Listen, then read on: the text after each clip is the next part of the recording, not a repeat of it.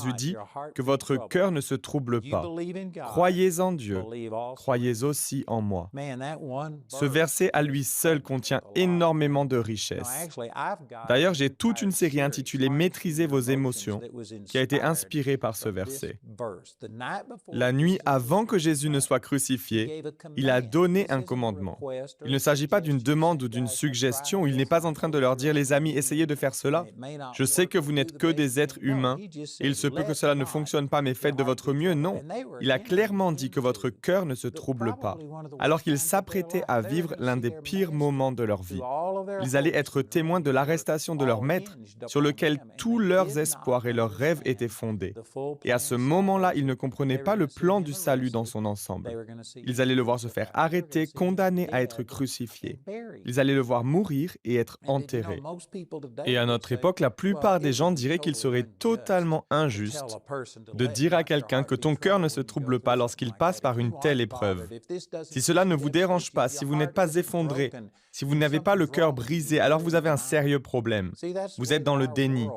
C'est la manière dont le monde aborde les tragédies aujourd'hui.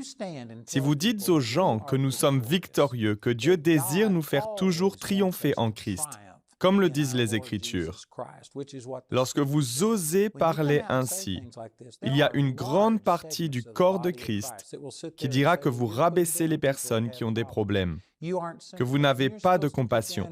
Ils pensent que vous devriez plutôt vous mettre à leur niveau et dire « Nous savons que vous souffrez et nous ressentons votre douleur, etc. » Il y a bien sûr un temps pour faire preuve d'amour et de compassion, mais la pitié favorise l'échec. Il me semble que pour manifester une véritable compassion, il faut parfois faire preuve d'un amour ferme. Il faut pouvoir dire à une personne de se relever et de réessayer, qu'elle peut y arriver. Mais d'une manière ou d'une autre, l'Église en est arrivée à faire preuve de pitié et d'empathie mal placée envers les gens.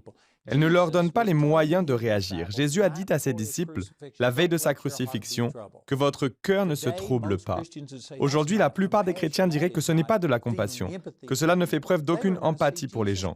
Ils étaient sur le point de voir Jésus crucifié. Ils allaient voir tous leurs rêves anéantis. Pourtant, Jésus leur a dit de ne pas laisser leur cœur se troubler. Cela peut ne pas paraître raisonnable. Est-ce que vous réalisez qu'à l'heure actuelle, de nombreux chrétiens ainsi qu'un grand nombre de pasteurs disent aux gens d'agir différemment que ne l'a fait Jésus?